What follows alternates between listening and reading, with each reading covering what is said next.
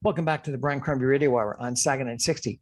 That was interesting chatting with Moin Nawaz, a lumber manufacturer out of Karachi, Pakistan, who runs he calls himself a small business, but I actually think it's probably by definition a mid-sized business, and he markets his leather worldwide, but primarily United States, Canada, and Europe, and has 100 employees in Pakistan, in Karachi, manufacturing the leather.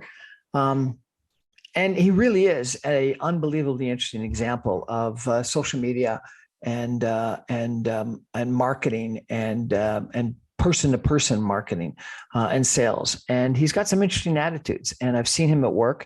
And so I thought it'd be interesting to showcase him and to talk a little bit about the lessons that his success really provides to all of us. And I think it's something that we need to be mindful of, particularly as potentially we're entering into a recession. There has been a lot of studies done of what to do in tough economic times, and the pandemic has obviously been the most recent experience that we've all had with a tough economic time. But the 2009 financial collapse, the Great Recession, was also one, and I think that we're probably coming into another recession. The last recession we had was reasonably short-lived because of the pandemic. And we really came out of the recession that was in the spring of 2020 fairly quickly with very robust growth. We didn't come out of the Great Recession in 2009, 2010 nearly as attractively. And one of the lessons that I think people learned from that, and Biden talked about it, President Biden of the United States talked about it, is that they learned that they didn't do enough to pull people out of the recession, and lackluster growth stayed too long. However, it would appear that maybe the reverse has happened this time. And even though they said that they learned their lesson and were not going to allow lackluster growth to occur, and therefore they did a fair amount of government easing of interest rates through central bank easing and low interest rates and quantitative easing and buying of bonds, et cetera, and also fiscal stimulus with the checks that went directly to people, businesses, et cetera, during the pandemic. But that maybe we did too much of that, such that we built up excess demand and ended up having this incredible inflation that we're faced with today. And central banks, governments have got to deal with it. And you can see that governments are having a real tough time in dealing with it because they still want to give away money because that's how they get their votes. And so central banks may have to do even more. And you just saw the minutes from the Federal Reserve open market committee meeting that said they may have to raise interest rates even more quickly and significantly than they were previously thinking to try to stop inflation.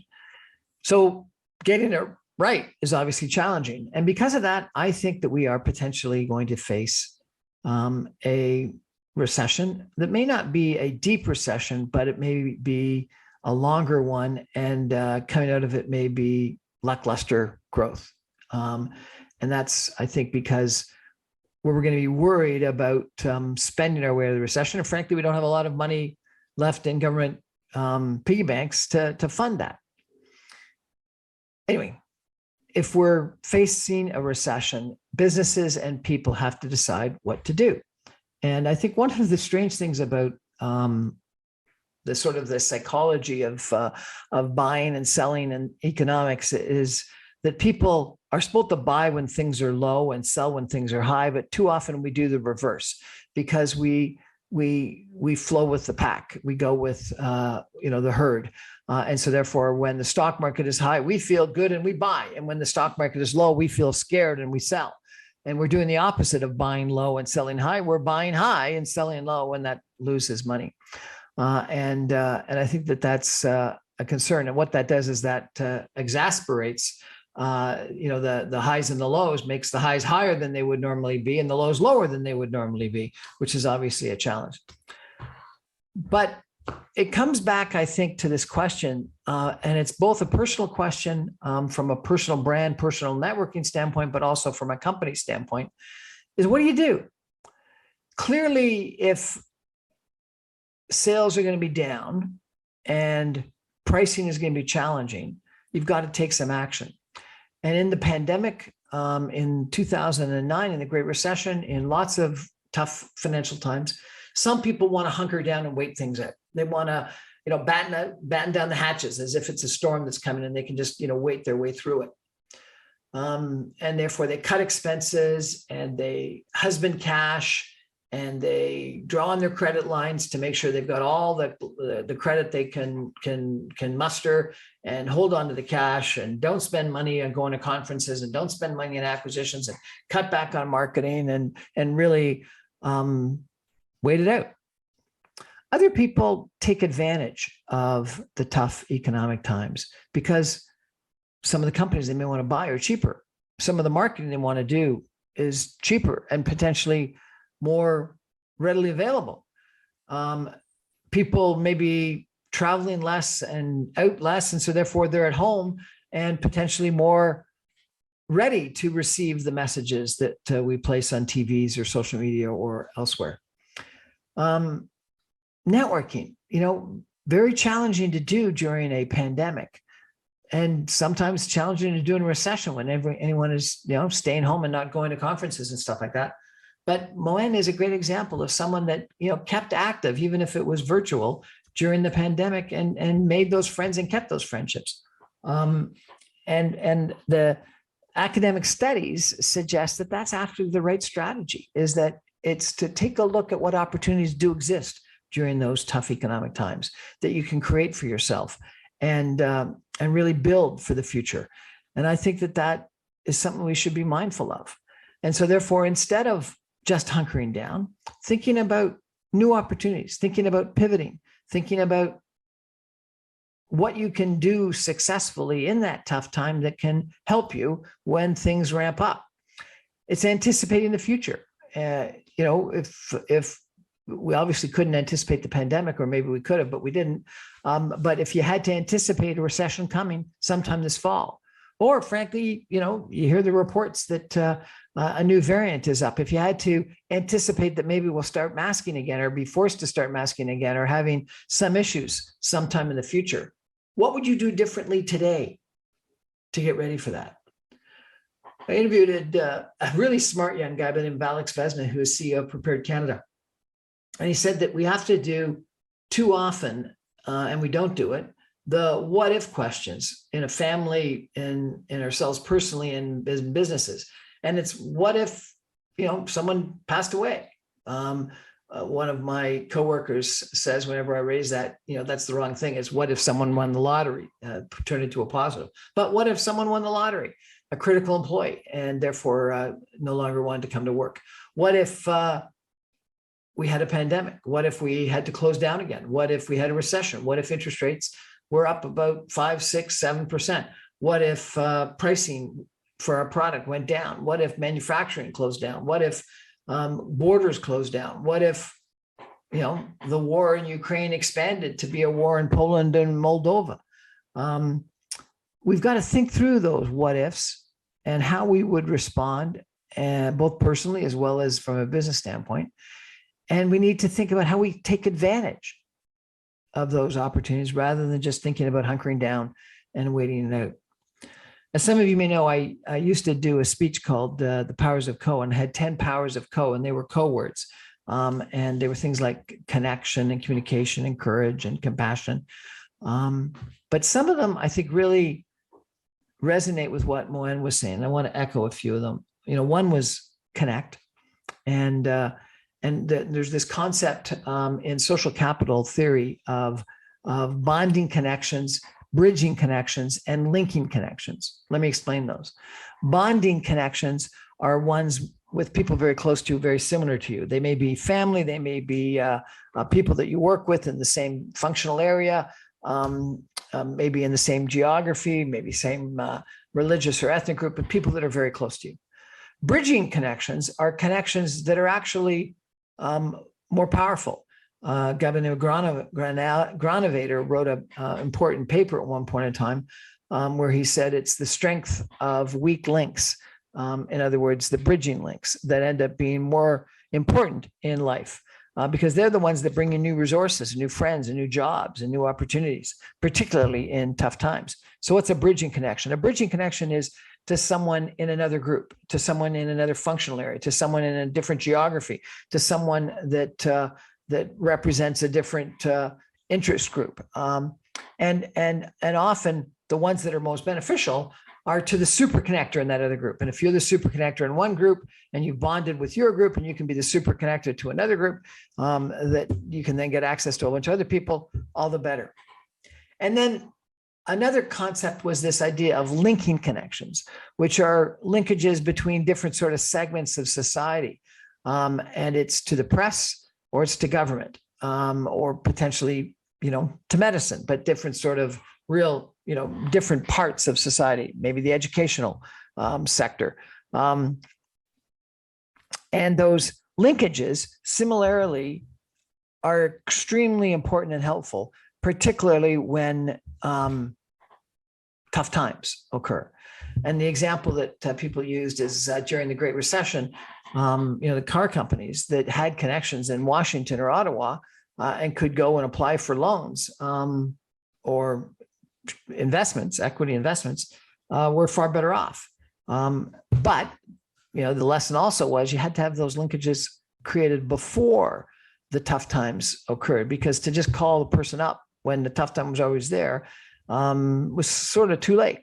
And then also you had to think about how you manage that linkage right. And so therefore, when you're going and asking for a loan from Washington or Ottawa, don't give your executives a bonus just before that, and don't arrive in your own personal corporate jet. There were lots of examples of people that didn't think through exactly how they were going to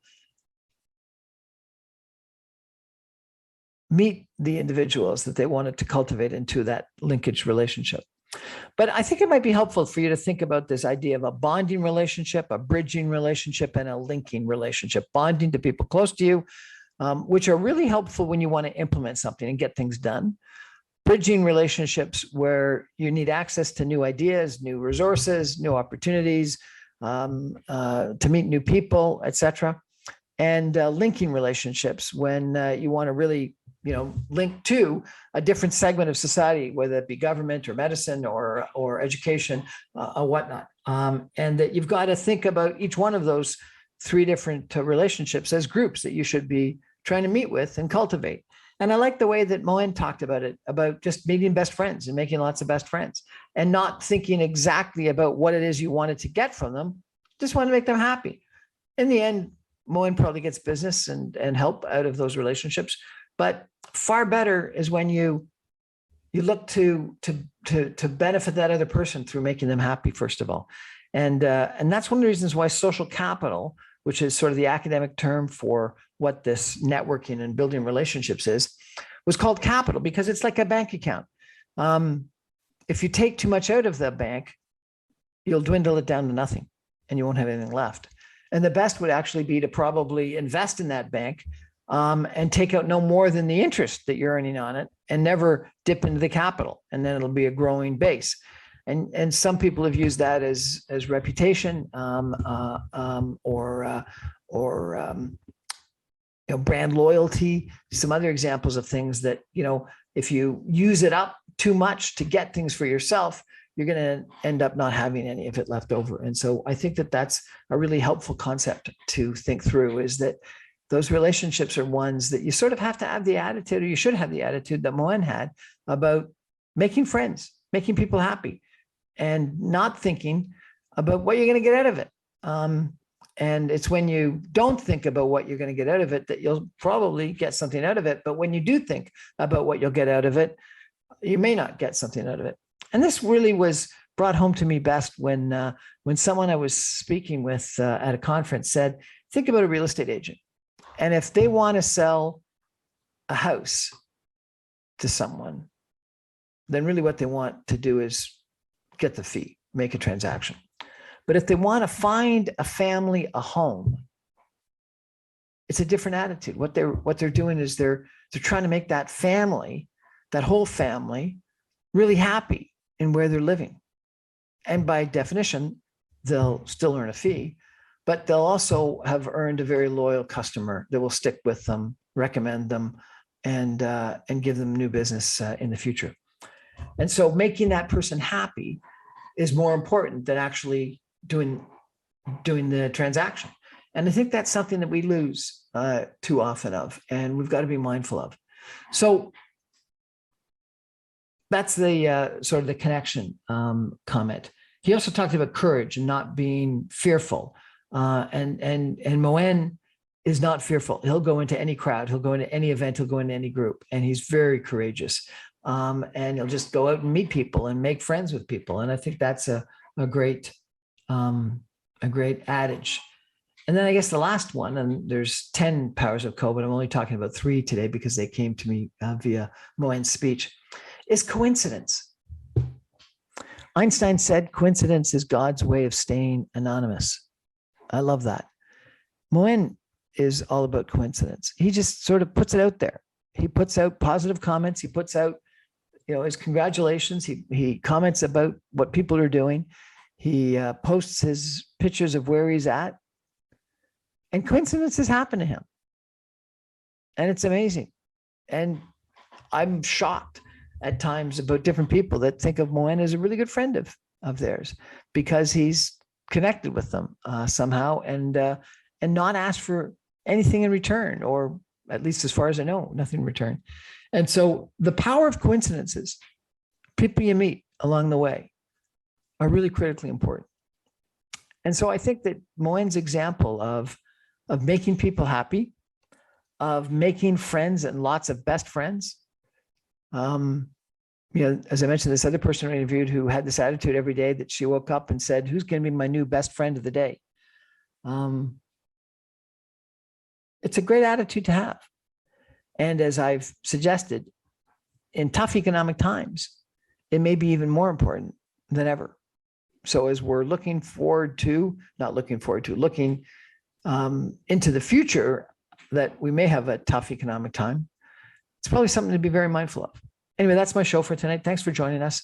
I'm on, as I remind you, every Monday through Friday at 6 o'clock. You can get all my on Saga 960, 960 AM. You can stream me online at www.saga960am.ca. You get all my podcasts and video casts on briancrombie.com. And my videos are posted on Facebook, YouTube, Instagram, LinkedIn, and my podcasts are on Speakeasy and Audible. Thanks for joining me. Good night, everybody. And Moen Noaz, thanks for being an inspiration. Good night.